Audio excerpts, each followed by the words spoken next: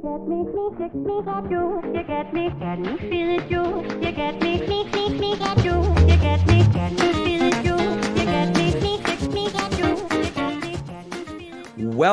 welcome, welcome. We are talking politics and religion without killing each other. I am your host, Corey Nathan.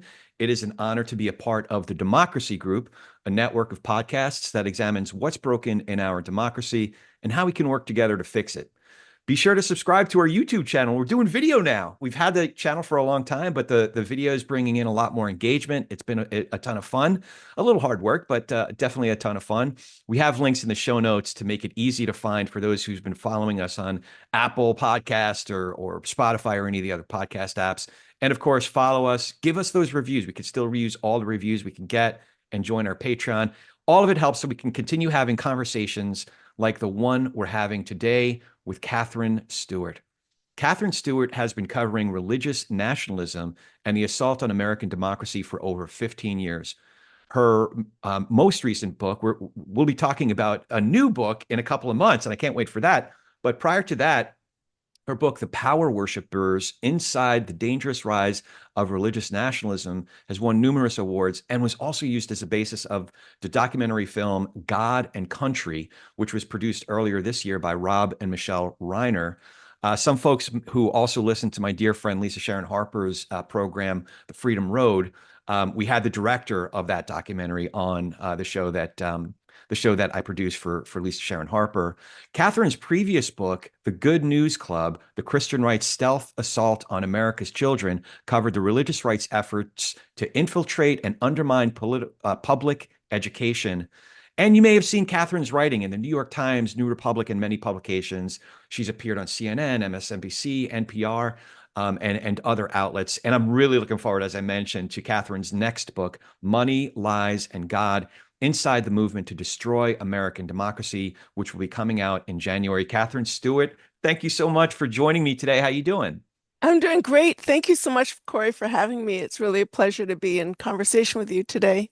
It's such a treat for me because I have read a lot of your work. I saw the documentary. I've been familiar with your work for a long time, and it really hits home for me. I have to confess, though, that I cheated. One of the cool things about my job is I get to read some books before they come out. And I skipped ahead to the, I'm pretty deep into the book, as I told you before we hit record. But one thing you said in the acknowledgments, I'll quote here. You said, my work in this field began more than 15 years ago with an article published in the Santa Barbara Independent on the appearance of a good news club in my daughter's public and elementary school. So is that what initially sparked your interest in Christian nationalism? It is, it was, I think, 2008, 2009, living in Santa Barbara, California. My daughter was maybe in the first grade. My son was a baby. And I learned from another parent that something called a Good News Club was coming to our local public elementary school. Now, Good News Clubs install themselves in elementary schools, targeting children from K through 5. In their earliest years of learning. Now there are some Good News Clubs in middle schools, but at the time they were really limited to elementary schools. And they essentially they install these clubs that they say they're promoting Bible study from a non-denominational standpoint. Now, at the time, I was really naive. I thought non-denominational meant non-sectarian. So listen, I support teaching about religion, even in public schools, from a truly non-sectarian standpoint, as history or as literature, as part of a kind of religious literacy or world religions curriculum. But then I started hearing stories from other kids in town who were attending public schools, elementary age kids, where Good News had been established. And I started hearing about how kids attending the clubs were targeting their non-Christian peers for what I can only describe as faith-based bullying and bigotry, or kids who were Christian but attended, say, Catholic, churches or progressive religious Christian churches.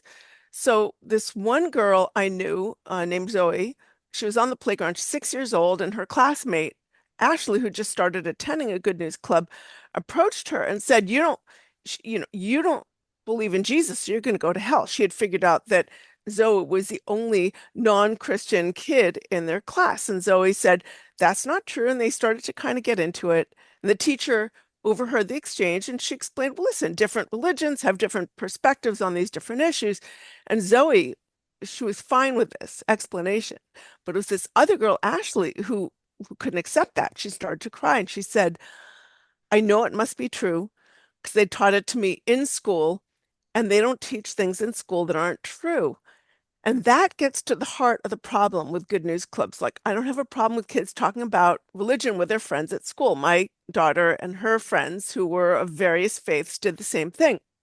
But I do have a problem with kids thinking that their public school endorses a particular form of religion and then using that misperception to bully their peers who are either not Christian or the wrong kind of Christian. I also heard from parents whose kids were attending those schools, and um, one of their, one mom sent her daughter, who's Catholic, sent their daughter to the Good News Club, thinking, oh, it's just a very convenient way to give my kid religious education, and I don't really have time to do that, but it's free daycare, etc.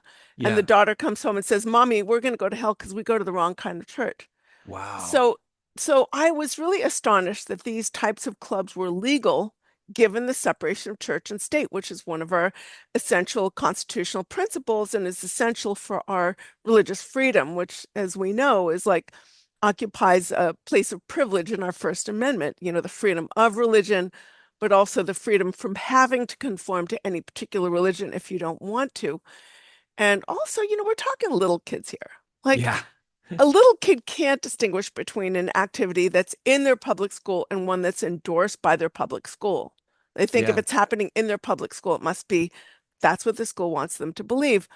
So I started to kind of, I'm sorry, this is a sort of long explanation, Yeah. but I started to like research how these clubs were legal and possible given our separation of church and state. And that's when I sort of recognized that we were dealing with something much more than just a little club in one public school, right? Right. I recognized there were thousands of these clubs in public schools nationwide, targeting kids who are too young to read in many instances with what they call wordless books, words that have no books that have no words, just pictures and shapes, Hmm. and that they were actually igniting a kind of these needless religious wars in on elementary school playgrounds, and that this was just one part of a much larger um, frankly, assault on public education. The religious right has longstanding hostility to public education. And I recognized also the war on public education was just one part of a larger assault on, frankly, the foundations of America as a constitutional uh, democracy.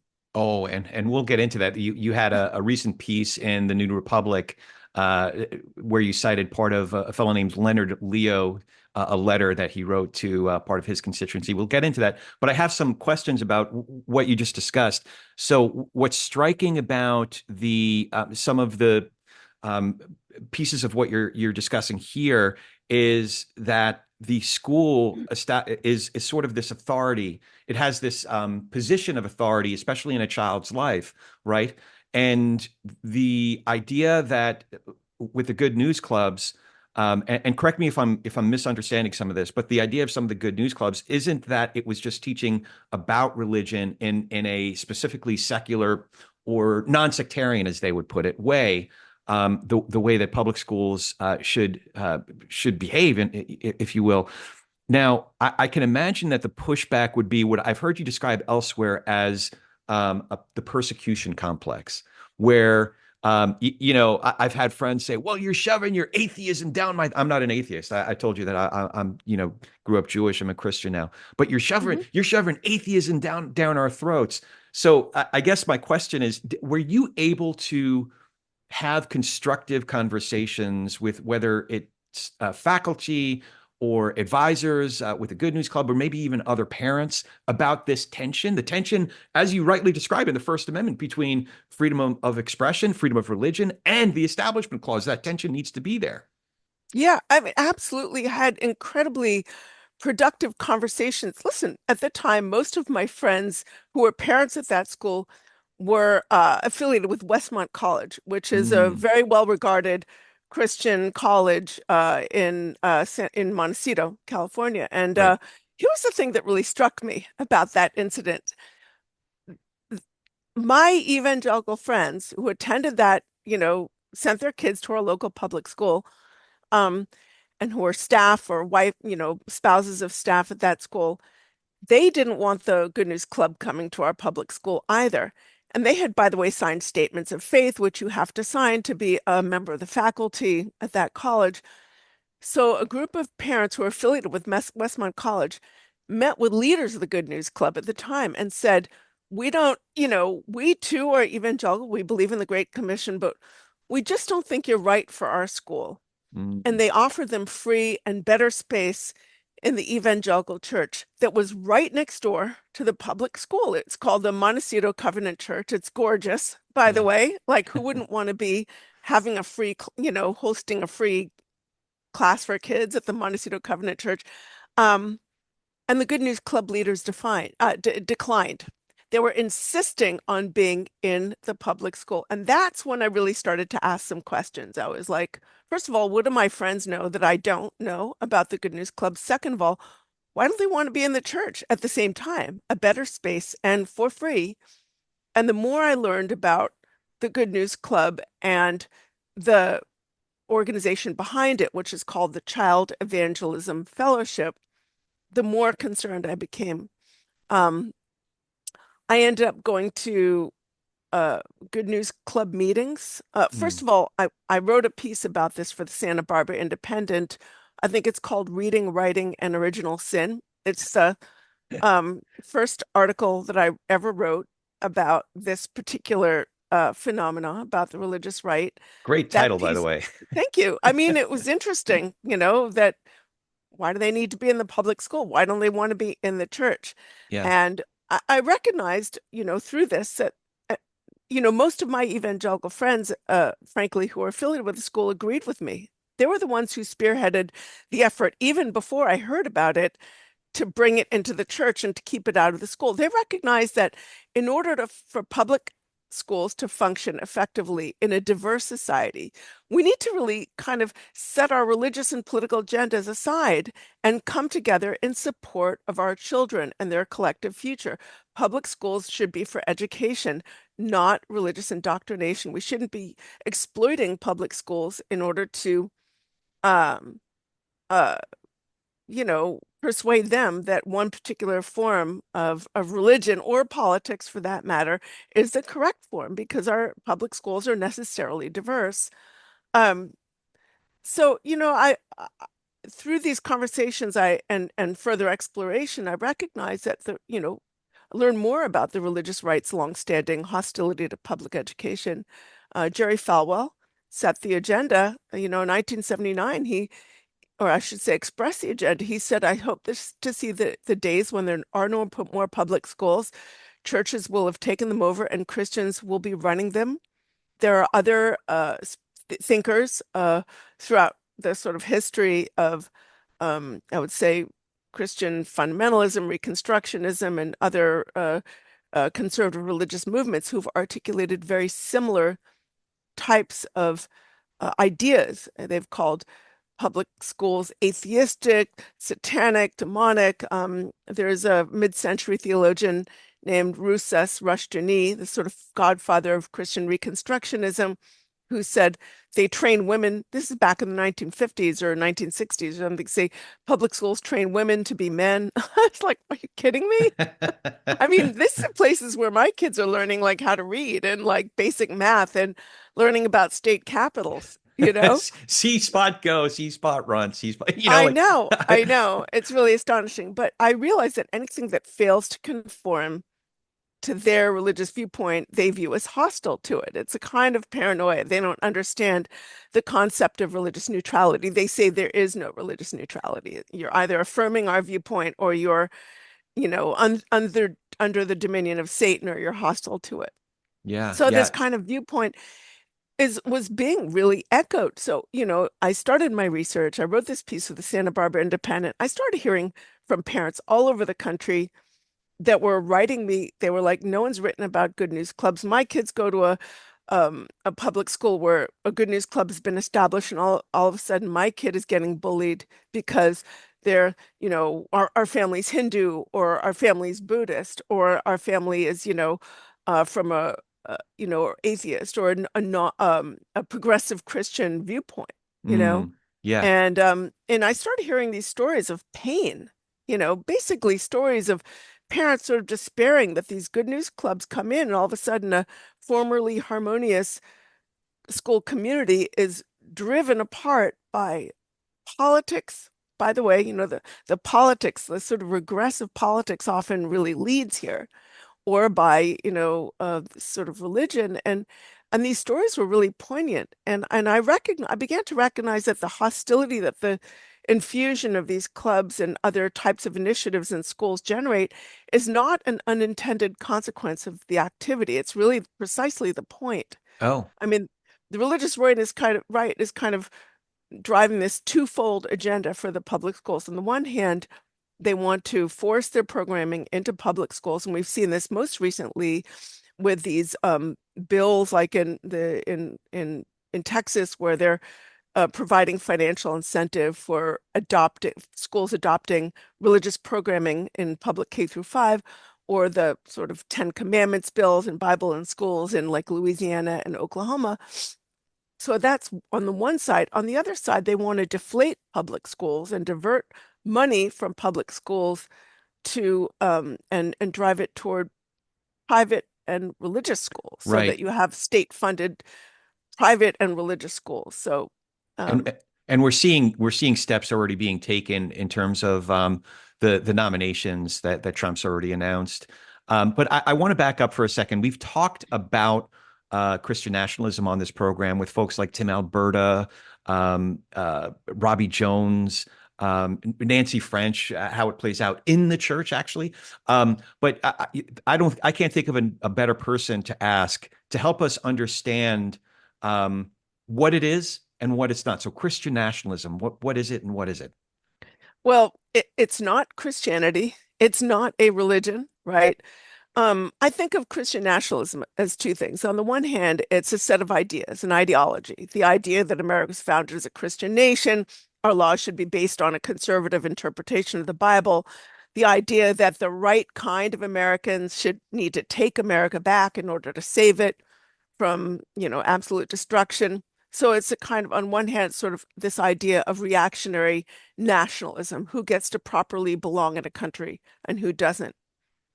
On the other hand, like the second half of that is Christian nationalism is more than just a set of ideas adopted by the rank and file. It's a political dynamic that affects political systems, right? It's also like a machine, right? The Christian nationalist move, it's a political movement. And the machinery of the movement, this is a leadership driven movement, and it's an organization driven movement. And I really describe that in detail in all three of my books on Christian nationalism and the rise of anti-democratic politics. So those, organizations can be grouped into categories. There are right-wing policy groups. I'm going to throw out a few names here, but it's not by any means comprehensive. You've got right-wing policy groups like the American Family Association and Family Research Council. Right. You have legal advocacy groups like the Alliance Defending Freedom, which litigates all of these cases that are intended to degrade the Establishment Clause, which is meant to separate church and state. First Liberty Institute, to some degree, Beckett sort of collaborates with some of these other legal groups. Liberty Council, which was very involved in defending the Child Evangelism Fellowship and Good News Clubs at the time. You have networking organizations like the Council for National Policy and Ziklag Group and others that get all of these leaders of organizations networked. They bring them together with allied politicians and also bring them together with funders of the movement. You have a very sophisticated data sphere that sort of plays a role in turning out the conservative Christian vote. You have, I think, something that people don't recognize is the importance of pastoral networks, groups like Watchmen on the Wall or Faith Wins, or Church United and other organizations that bring pastors together. And, listen, movement leaders know that pastors are often the most trusted voices in their communities. So if you can get the pastors together and get them on the same page, they give them voter guides, messaging points, they tell them, you need to turn out your congregations to vote, and they need to vote their biblical values. And here's some voter guides and videos that will show you what those biblical values are and the important issues to turn out their vote. Then they can say they're non-sectarian, but these kind of materials leave absolutely no question about which way these congregants are supposed to vote. And they give them QR codes, that help them have access to data tools to figure out who's voted in their congregation, who hasn't, and help them, basically facilitate the get out the vote machine. You have a sort of far right, I would say, propaganda sphere that serves a really critical role in inculcating the public in, ideas about what matters in election cycles. And sometimes this propaganda machine relies on, you know, fake stuff, like if you can get people really convinced that all Democrats are, say, determined on destroying women's sports, which is a lie and absolutely not true, Right. then they're not going to see that the funders of this movement, and I'd love to talk about that in a little bit, are Yeah. really intent on rejiggering the economy for the benefit of plutocrats. They want to erode rights for the workforce. They want to eliminate environmental regulations, regulations that are going to interfere with profit making and things like that. So it's kind of a big picture. There's like Yeah. it's a big and complicated dynamic, but it's important to understand that Christian nationalism is not just a set of attitudes embraced by the rank and file. In fact, a lot of people who give their support to the movement are, I would say, aren't really, number one, wouldn't describe themselves as Christian nationalist, but number two, some of the very important players in the movement, I'm thinking about some of the funders, are not themselves Christian at all. And some of them don't take them like Christianity terribly seriously. And I Right. can And give you examples of that if you're interested. oh no, we could do that all day, every day. I mean, one of the first things I like to do in conversations like these with folks that are enamored with some of the Christian nationalist movement or propaganda or what have you, or espousing it themselves is, hey, let's go to the Word, let's go to Scripture, let's see what it says. Because a lot of times the Bible itself is the best testament against some of these ideas. I was curious though about, wow, the report, just the hardcore reporting that you do encourages me in a way. I love great journalism, and you're doing it. You're doing excellent investigative journalism. How are you able to get the level of access that you've been able to get for your various for your three books now and various stories that I've read? How have you been able to do it? Some people say what I do is called undercover, and I think that's totally false. I think that's overheated, like Yeah, the term undercover. It's like, yeah. I'm not going undercover. I use my own name. I just go places where I'm allowed to go. I buy tickets and attend like everyone else. I also spend a lot of time looking at, reading the books of people who've written about this stuff. I have a lot of I, I think when I was doing my research, I fell down a Rushdoony rabbit hole. I don't know, 40 books he's written. Maybe I read Wow. 12 of them, Oh but man. fascinating. Dabney, I have Dabney's collection in my bookshelf. You did Um, it so we don't have to. I find this stuff really interesting. Yeah, I really do because I think that America's always had this really kind of fabulous mosaic of yeah, religious expression precisely because of our establishment clause, because we right. don't have an established church or a form of religion. So we've had this sort of free market of religions, and we've also been a place where a lot of people who are persecuted abroad for their religious viewpoints and ideas have been able to come to in order to experience religious freedom. But I, um, Go ahead, sorry. yeah, I mean, so I do go to right-wing conferences and strategy gatherings. I really try and put myself in the places where some of the ideas are generating on the ground and where they're having an effect. I, you know, have spent a lot of time with people in the movement who many of whom, by the way, when they were casting their vote to end abortion, say, or protect family values, they're really not aiming for major changes in the way our government is run. They're really kind of making a statement about what they value in themselves, right? Mhm. But, I think a lot of them would be surprised to discover what's being done in their name. Right. The religious right claims to stand for family values, but they're driving support for politicians whose policies are actually making it harder for so many American families to succeed. Yeah, yeah. Yeah, I was curious if you've been able to have any recent conversations since the election with any of the prominent figures in Christian nationalism in that movement, or any of your interview subjects since, have you spoken to anyone since the election, and what has been what are some of your takeaways? Absolutely. I've spoken to people since the election, not so much to leaders, but people in the rank and file who have cast their vote, for the candidate that they believe is going to protect family values, or as some say, pocketbook issues. Like some Yeah, people are voting on a sort of sense of, that life is harder financially than it used to be, and they have this sort of anxiety about that. So they cast a vote for Trump, believing that he's going to bring down the price of eggs. Of course, they don't recognize that the price of eggs is going up all around the world, and you right. can't blame the price of eggs in Vienna on Harris or Biden. But that's, they don't sort of recognize that too. A lot of that is a consequence of post-pandemic policies, et cetera. But a time when there were like enormous giveaways by governments, to keep people sustained, and there's also war in Ukraine, and these other factors have affected the price of many consumer goods. But sometimes what I've noticed is those kind of pocketbook issues are sort of filtered through a kind of broader sense of grievance that has to do with this idea, oh, the other side, meaning Democrats, are want to give handouts to these undeserving moochers, Right.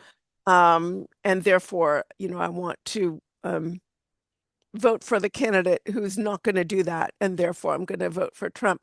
So what they might see is pocketbook bread and butter issues are actually filtered through this kind of sense of grievance that the Right. Christian nationalist movement has cultivated. They're not really looking at broader macroeconomic issues and making their determination based on that.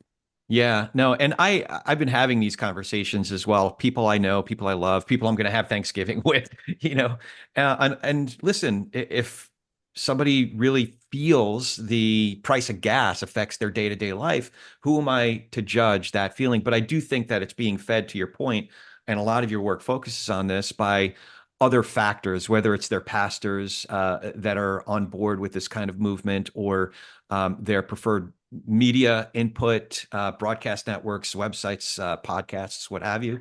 I did want to read a quote But I from, just want to yeah, add to that. I mean, sure. I'm not saying the economic grievances aren't real or well deserved. They are. But if you look at sort of the way economic inequality has intensified Yeah. over the past decades, people rightly have a sense that they're falling behind, and they're very upset about that. But what the Christian nationalist movement does is, rather than look at the fact that, we have this economy that's been rejiggered for the benefit of plutocrats. And by the way, that's exactly what the next Trump administration is going to do. I mean, just look at the wealth of the people Oh, that he is putting into his cabinet. Uh, yeah. you know, I Billionaire mean, after billionaire. billionaire after billionaire after billionaire. Do those people, you really think those people are going to, those people are just going to look after their own economic interests, and they're pursuing deregulatory policies that are going to justify their extreme concentrations of wealth and increase them. And then you have people like Musk, who is, is he the richest man on earth? I'm not sure. I think He's either the probably. first or the third. I can't remember. I Yeah, always something flip. like that. But he's saying Americans need to get ready for a period of austerity. Really? Like, you know, Yeah, it I, boggles I, the mind, the it um the boggles the the mind, cognitive dissonance there. I Um, know. So, if you look at which political party is actually trying to strengthen rights of the workforce and strengthen labor unions and offer support for family leave and offer support for, rights for people in the workforce. It's not Trump's party. Yeah, it's yeah. I mean, So just there read Project 2025 and you can see the destruction of rights for the workforce and justification for these, justification of intense accumulations of wealth. there was something I wanted to quote from a recent piece you wrote in September for the New Republic. It's Leonard Leo, and we'll get to who he is. You said in a recent letter to unnamed beneficiaries of a dark money fund that Leonard Leo evidently controls, Leo bemoaned that conservative philanthropy is too heavily weighted in the direction of education about conservative ideas and policies. And he complained that vastly insufficient funds are going toward operationalizing and weaponizing those ideas and policies to crush liberal dominance at the choke points of influence and power in our society. He was complaining about this, like, I know it's there, but when you see it in black and white, it really is startling. So first, can you tell us who Leonard Leo is, and how might the average, well-informed, engaged citizen have heard about him? Leonard Leo is, I would say, one of the key, strategists and players in the Christian nationalist movement, broadly speaking. He headed up the Federalist Society, which has played an enormous role in shaping not just the Supreme Court, but also different aspects of the federal judiciary. This is a Federal Society has groomed and promoted candidates for courts with the people with a sort of supposedly correct ideological uh, approach.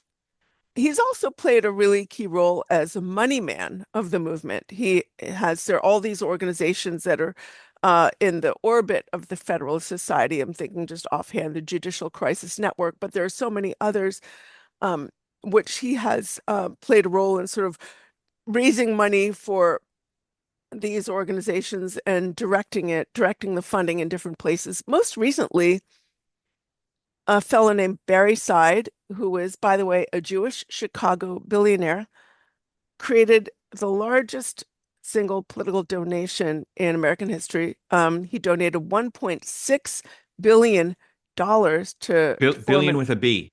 billion with a B. Wow. The Marble Freedom Trust, they can spend 233 some $1 million every year without touching the nut based on the interest. And guess who we put in charge of it? Leonard Leo. And it's Wow. basically the Marble Freedom Trust is intended to direct all this money into sort of right-wing politics. Um, so, Leonard Leo he's a very interesting fellow. Years ago, he basically said, I'm going to paraphrase here, that the policies he wanted would never be popular or adopted by the rank and file, because that's not what the rank and file want. So he recognized that if he can capture the courts, they could impose those policies on the public. And as folks who are allied with him have said, culture follows the law. You adopt the laws first, and then people will get in line. Mm. Have you spoke, whether it's pastors or other political or political figures? Have you spoken to folks who've eschewed some of the pull of the Christian nationalist movement, and how has it gone for it? Like, I've become friendly with folks like Nancy French and David French, Curtis Chang and Russell Moore, who started the After Party as a reaction. And I think David was in the film. Actually, Yeah, he Russell and was. David were in the He film. was. Well, I mean, one thing I loved about God and Country is that one of the many things is that they really included people from a variety of viewpoints, people who are Christian, people aren't, people who are more Christian conservative, others who are not. And I have to say, like, I'm just going to throw out some names here, and this is Yeah. by no means comprehensive, but there are so many organizations and individuals working to push back on Christian nationalism, like specifically from a faith standpoint. I'm thinking Yeah. about Christians Against Christian Nationalism, the Baptist Joint Committee. Amanda Tyler, by the way, is someone you should interview if you haven't Oh, already. She's just writing her name been, down now. yeah, Amanda. she's got a new book out. It's fantastic. Uh, I think about Doug Paget and Vote Common Good. I think about there's a fellow named Jim Ball who founded a group called Evangelicals for Harris that was really trying to push back on some of this. I think about fellow named Caleb Campbell, who's been sort of trying to push back on some of the extremism coming out of Charlie Kirk's Turning Point USA. Think about Nathan Emsall from Faithful America. I think of the New Evangelicals. There are so many other Yeah. organizations that are trying to push back, but they are frankly, like the amount of money that flows to those organizations versus the money that flows to Christian nationalist, leaders is, I mean, you can't even compare, you Why know? is that? Is it just human nature? Is it because, I think that a lot of, well, and the other thing is that, on the sort of faith side, what they're doing is engaging in messaging. And of course, that's really important. But that's not the same thing as investing in infrastructure. Um, I think that conservative funding is smarter. On mm, conservative side, what they'll do is they'll invest in organizations, in the network, right? And also in individuals so that people with the right sort of like ideological approach know that they can secure their funding. I'm sorry, secure their financial futures within the movement. And people on the sort of, I would say, moderate to liberal funders often, if they support democracy, they'll invest in individual politicians. Um, and if that politician loses the election, all the money goes away. Or they will invest in technocratic solutions, thinking that, oh, if we just solve this problem, people will vote differently. Well, people aren't necessarily so rational yeah, as voters. yeah. So investing in infrastructure is really critical. And I'm, I wrote 3 books now showing how the religious right is able to punch above its political weight in election cycles and how they're able to sort of get people on their side. And part of the reason I wrote these 3 books is, we don't, those of us who reject the politics of conquest and division and who actually believe in the principles of our democracy and who would like to strengthen our institutions, we may not wish to emulate the, disingenuousness of the movement, but we certainly would do well to learn from their tactics. Mm. I have so many thoughts and so many more questions, but I know we're a little bit limited on time today. Yeah. I don't even know where to go because I have so many. But okay, so let me just. This is to be continued. Let's put it that way. Well, I And think we have another we interview do. scheduled for a few months from now when Money Lies and God launches. So That's that's going to right. be a lot of fun. It will be a lot of fun. And I believe you, I already have dozens of questions for that one too. So I'm really looking forward to that. So let me ask you another couple questions and we'll wind it down. One is our TP&R question. And this is especially timely because we're recording this a few days before Thanksgiving. The TP&R question is, what do you think each of us can do to be able to share space with, have better conversations with, and perhaps even nurture relationships with people across our differences or just across the Thanksgiving table? So that's people who have different backgrounds and beliefs than we do, who voted differently than we do, get their news from different sources than we do. How can we do better at talking politics and religion without killing each other, or is it even possible? Hey, listen, I'm fundamentally an optimistic person, believe it or not. But Even after so doing all this work and even being after in all the, this work, yeah, hey, yeah, listen, I think it's really important to find areas of common ground. We all have this kind of stuff in our families, myself included. Um, and I think it's really important to find common ground, find you know, I think for many of ordinary people, right? Just like for ordinary people, sometimes we want the same things. We just have different ideas about how to get there. But one thing I wouldn't do is sort of allow people to just spout disinformation and nod your head without kind of saying, yeah, but let's like unpack that a little bit and trying to help people understand perhaps where they've been disinformed, right? right. Or are believing that, you know, um, the idea, for instance, that, all Democrats are these sort of satanic communists. Like, no, it's actually not true. Right. Yeah. Like that kind of rhetoric, I really I wouldn't be able to listen to that without saying, really? Yeah. Let's look at that a little bit deeper. But, I think a lot of like ordinary people, frankly, may have cast their vote one way, but would be surprised to learn about what's being done in their name and finding common ground. sometimes is a great starting point for those kinds of conversations. Yeah, common ground, common values, common goals, but arriving at it through different routes is a good way to go. And I take your Mhm. point. It's not to say that we're looking to agree all the time, because sometimes No. someone says something that, they're, oh, Charlie's disagreeing right now. I don't know if you hear my Yeah. dog in the background. And we Um, can disagree without, dehumanizing one another. exactly, Because I exactly. think dehumanization is really what we're up against. Movement leaders are casting, people who don't happen to agree with them as demonic and under the control of Satan. Mm. And that's really dangerous, frankly. That sort of offers a permission structure for acts of, state-sponsored dehumanization or even political violence. And that is a really dangerous place to find ourselves in. So we need to sort of dial back from all that kind of stuff. Yeah, recognize it when it's happening, even in seemingly benign ways, Hmm. so that we can recognize it, and in a civil, constructive way to fight back against it. So before we wrap it up, do you have any questions for me? I want to hear, this is like, I mean, another book I could write, but I'm not doing it. But what is your favorite worship music? Oh, the first the first Uh, that comes to mind is I've been to a couple of I'm writing AME. this down. Yeah, I've been to a couple of AME services, and any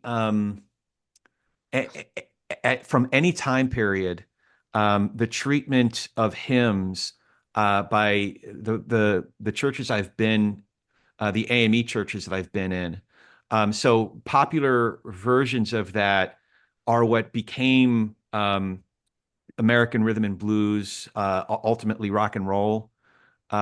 You've seen some of these stories told, like in the film Ray, Mm, about Ray Charles' life, that kind of yeah, where sorry, my dog is just going nuts.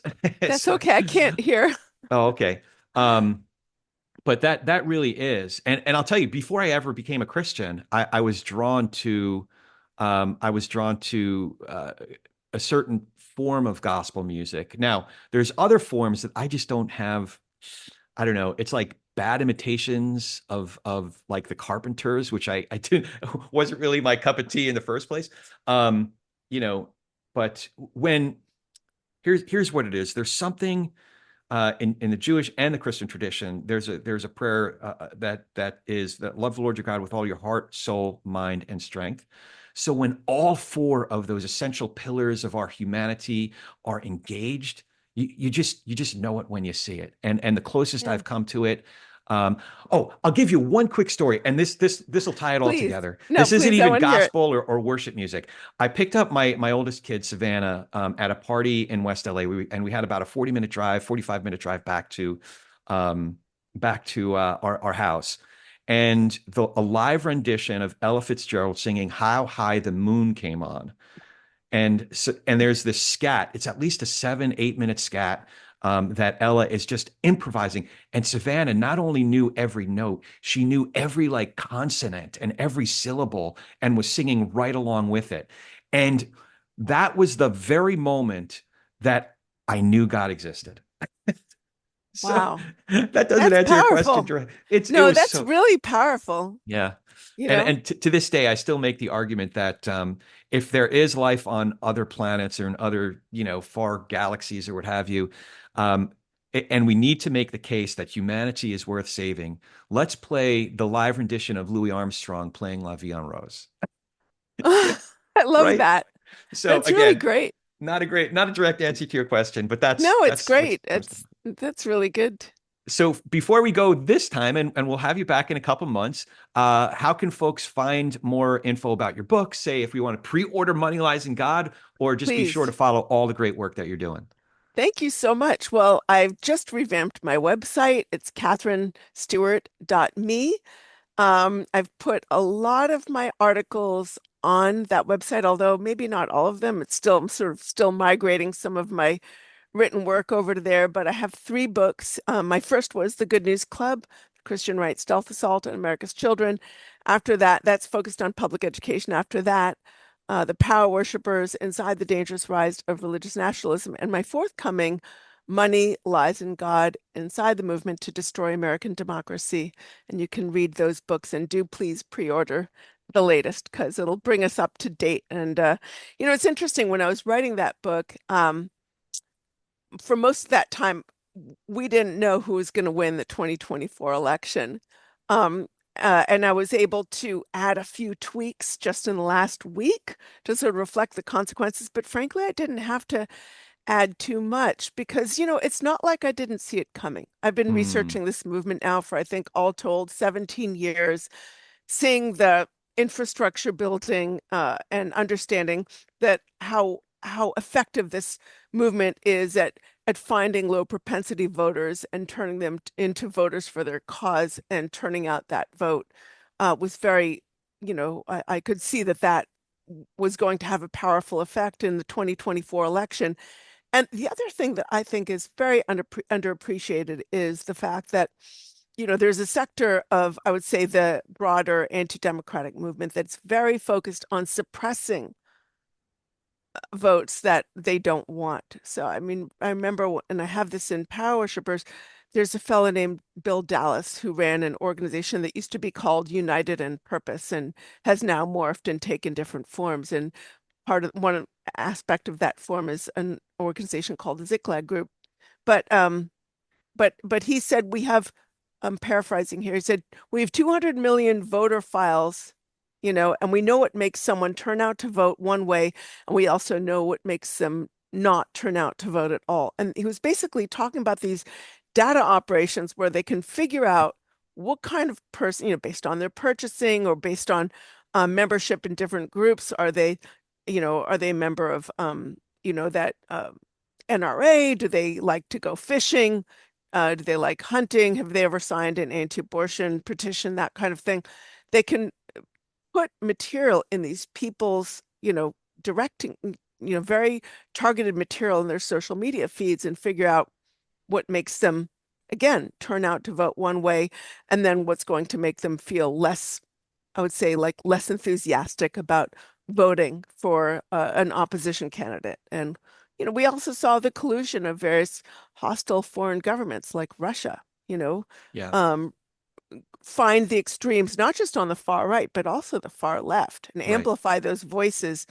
Um, and the effect of all of that amplification redounds to the benefit of far right politics in America.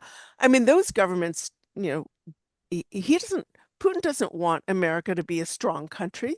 He wants our country weak and divided. So if you can increase polarization at the extreme ends, here we're talking about how to have conversations without killing each other. Like, Yeah. we need to be able to have those conversations, but if everybody's sort of polarized on these ends, it makes it really difficult for us to have those conversations. And who benefits? It's not the American people because it makes us less governable, Right. less easy to and it makes us weaker to have that kind of polarization. So Yeah. we need to guard against that in every way that we can. We do, we do. And this is one little step in doing that. The conversations just like Yeah, these. I'm so grateful for you coming I'm on. really grateful for you. I'm really grateful for your approach, and it's really fun to be in conversation with you today. I'm really looking forward to the next one. Me too. Me too. Thanks again. And Thank you. yeah, you bet. And as always, if you dig what we're doing here, remember to follow the show, write that review. And now you can watch these conversations on YouTube, support us on Patreon. It's youtube.com/at politics and religion. Patreon's the same thing, patreon.com/politics and religion. Check them all out. Subscribe, get some TPNR swag, our coffee mug. And your support really does make a difference. So thank you for all of it. Now go talk some politics and religion with gentleness and respect. And pass the gravy and have a great week.